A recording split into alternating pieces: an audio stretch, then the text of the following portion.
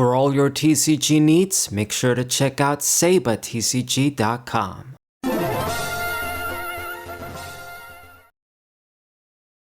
What's good, everybody? It's a Saber054. Today I'm going to be discussing the upcoming Black Bolt and White Flare special sets that we're going to be getting. They're not supposed to be a main set, which is a bit disappointing, but I guess it doesn't make that much difference.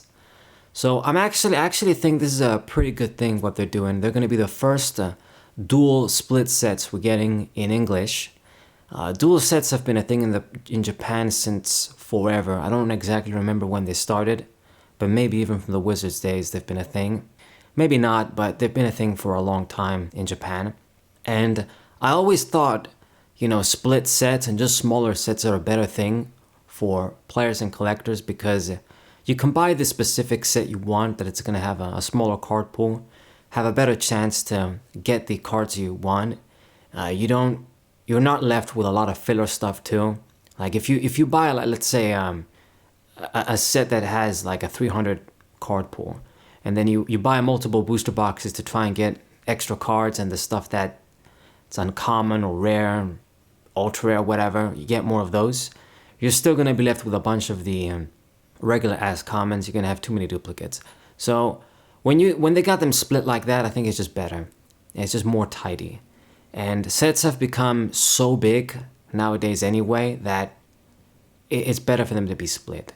Now in this case, it's not really much of a split when you think about it, because each set, like Black Bolt and White Flare each, are going to have over 170 cards, each of them, not together.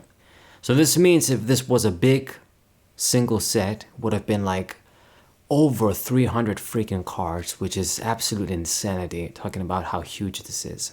Now, from what I understand, these are going to be special sets indeed, so they're not going to come in booster boxes, which it's actually a pity. I don't even buy like new Pokemon cards anymore, but it would have been cool to see like a full booster box for Zekrom and a full booster box for Reshiram. You see them together in Cart Market, and then you can see which is the most popular. I mean, what's also good about them doing this, it can serve as an experiment.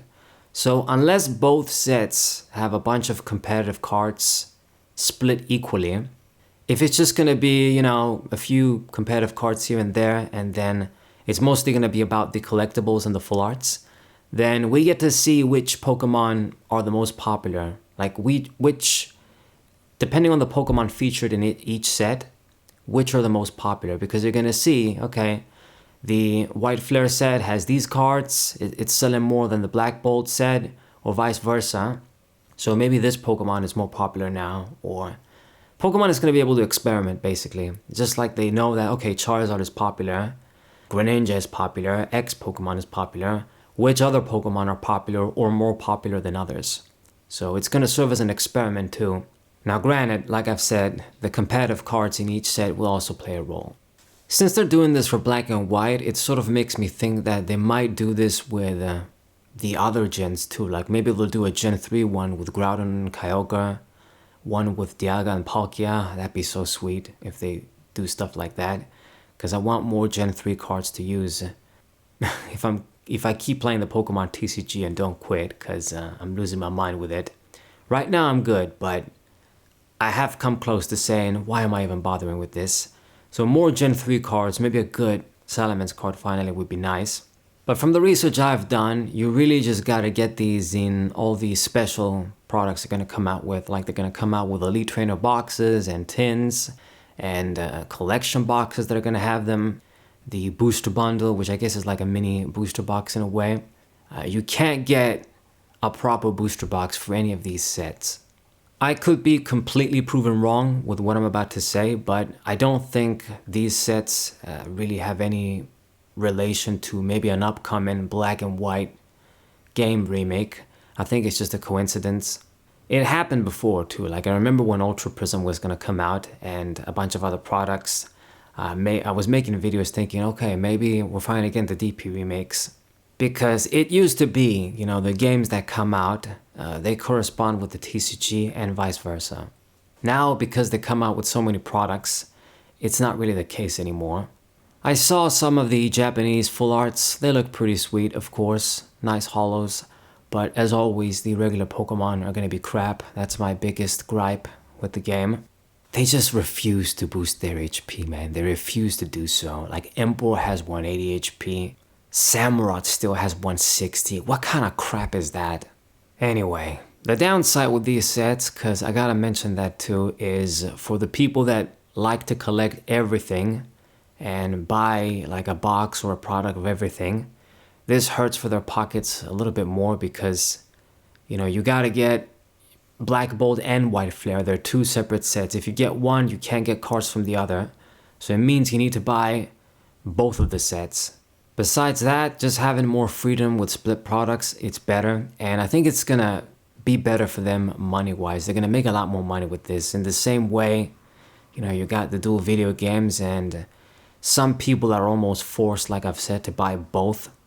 You know, there's gonna be the people that basically they just came out with more cards instead of a normal, let's say, special set that would have 150 or 200 cards, whatever the hell. What was the one with Dusknoir and the Darkness Pokemon? I forgot. Where Dusknoir debuted, that special set, it wasn't that big. But anyway, what I'm trying to say is instead of coming just with one, let's say, special set, it's going to have whatever amount of cards. Now they got two, both of them are big, so it's like they're coming out with more cards, and if you want to get everything, you gotta buy more cards. So it's more money for them. That's all I got, to be honest. I don't know what many of the cards do. I have an idea of the Pokemon in each set. I mean, it's going to feature black and white Pokemon. I've seen some of the X's. Apparently, the Snivy start line gets an EX with Superior X, but the other two didn't. It always annoys me when they do that. Like, they did this in the 151 set too. Like, they gave Zapdos an EX, but they didn't give an EX for Articuno and Moltres. What the hell? But I don't know how competitive these cards are going to be, or what the best ones are going to be. When they come out on live, I guess I'll find out. This isn't the next set that we're getting though. We're getting a Destined Whatever set as our next set at the end of May. This is going to come out in July, I think. Both of them coming out in July. So it'll be a while still.